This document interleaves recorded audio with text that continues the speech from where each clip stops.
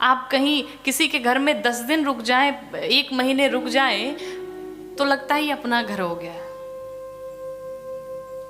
लेकिन जिस घर में एक कन्या 20 वर्षों तक अपने जीवन को व्यतीत किया, जहाँ उसका बचपन बीता, जहाँ उसका बालपन बीता, जिसके माता पिता भाई बहन पूरा परिवार उसके साथ है, अगर उसे थोड़ी सी चोट लग जाए, उसे थोड़ी सी खरोंच लग जाए, उसकी थोड़ी तबीयत खराब हो जाए, तो माँ बाप सर उठा लेते, इसे कैसे समस्या हो गई।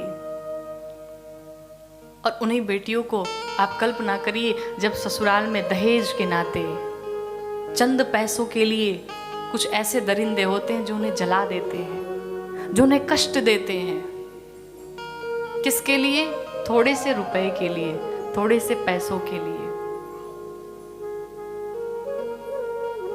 महाराज जनक ने भी दहेज दिया, लेकिन दहेज किसे कहते हैं? दहेज का मतलब ये नहीं है कि आप कन्या के पिता का गला घोंट करके दहेज लें। आजकल बुरा न मानिएगा, जब लोग विवाह करने जाते हैं तो लड़के वाले बढ़िया लिस्ट तैयार करके रखते हैं, महाराज हमारी ये मांग है। आप विवाह कर रहे हैं कि लड़के को बेच रहे हैं?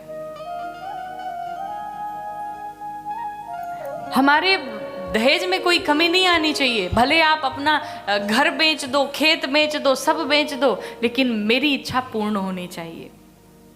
और अगर नहीं पूर्ण हुई तो तुम्हारी बेटी को हम सताएंगे, उसका जीवन बर्बाद करेंगे। ऐसे लोगों के हृदय में न दया होती है, न क्षमा होती है, और धिक्कार है ऐसे लोगों पे जो ऐसा कुकृत्य करते हैं। हम कहते हैं हम अपने बेटे को उस योग्य बनाएं कि वो दहेज लेने योग्य रहे ही ना। दहेज कितना लोग दे देंगे? 10 लाख दे देंगे, 20 लाख दे देंगे, 1 करोड़ दे देंगे।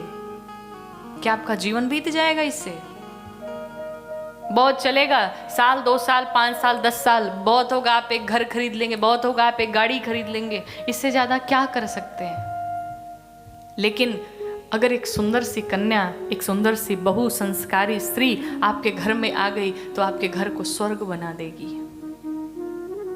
और ध्यान रखिएगा, जो बिटिया बहुत सारे दहेज लेकर के घर में आती है, वो बेटी भी देखती है कि मेरे बाप को कितना सताया गया है, मेरे पिता ने कितनी परेशानी से इतने सारे पैसे इकट्ठा किए हैं। तो फिर उस कन्या से, उस बेटी से आप घर में किसी काम की अपेक्षा ना करिएगा।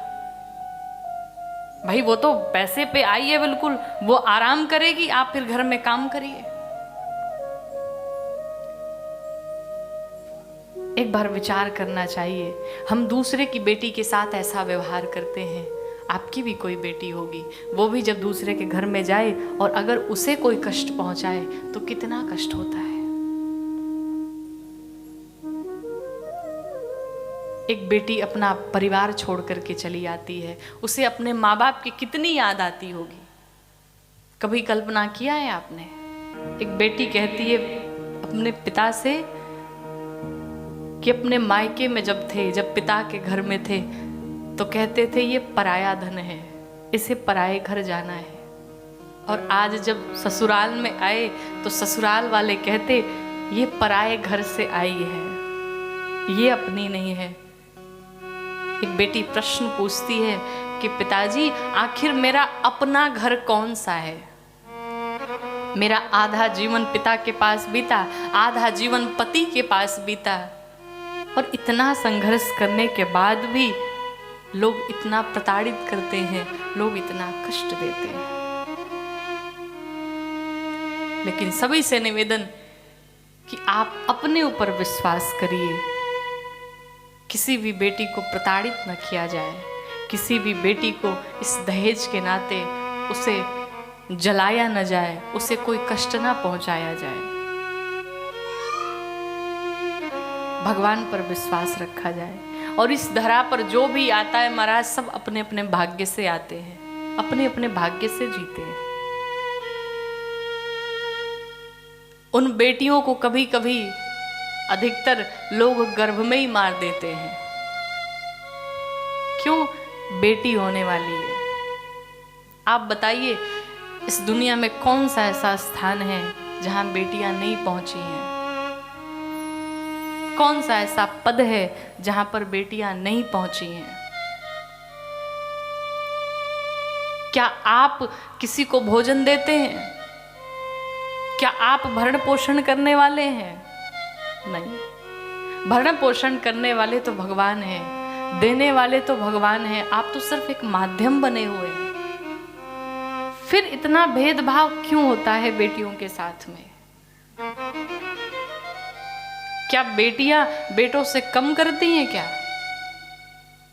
एक बार अगर फोन करें आप अपने बेटे के पास कि माँ तुम्हारी बीमार है, वो शायद बेटा न आए, थोड़ा विलंब करके आए, लेकिन बेटियां महाराज ऐसी होती हैं कि बेटियां सब कुछ छोड़ करके, अगर उसे पता चल जाए कि मेरी माँ को कोई कष्ट है, मेरे पिता को कोई कष्ट है, मेरे भाई को कोई कष्ट है, वो सब कुछ छोड़ करके अपने माँ बाप के पास पहुँच जाती है। वो सबकी सेवा में लगी रहती है, वो सारी जिम्मेदारियां निभाने के लिए तैयार रहती है। एक बेटी है जिसे आप पत्नी के रूप में देखते हैं, एक बेटी है जिसे बेटी के रूप में देखते हैं, एक बेटी ही है जिसे आप बहन के रूप में देखते हैं। हर जगह बेटियां ही हैं। और जिस बेटे की आप कल्पना करते हैं कि यह हमारे कुल को आगे बढ़ाएगा, हमारे वंश को आगे बढ़ाएगा, उस बेटे को लाने के लिए भी बेटियां ही होती हैं। अगर वो बेटियां ही नहीं रहे तो बेटे आएंगे कहां से? फिर इतना भेदभाव क्यों?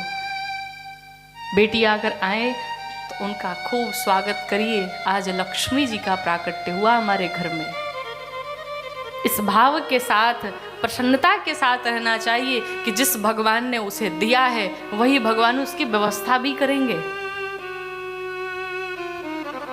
और इन सब चीज़ों को देखते हुए, आज के इस समाज में जो भ्रष्टाचार ये फैले हुए हैं, इस सब को देखते हुए आज इस व्यासपीठ से हम सभी से निवेदन करेंगे कि ये जीवन में ये कुकृत्य कभी ना करें, ना किसी को करने दें।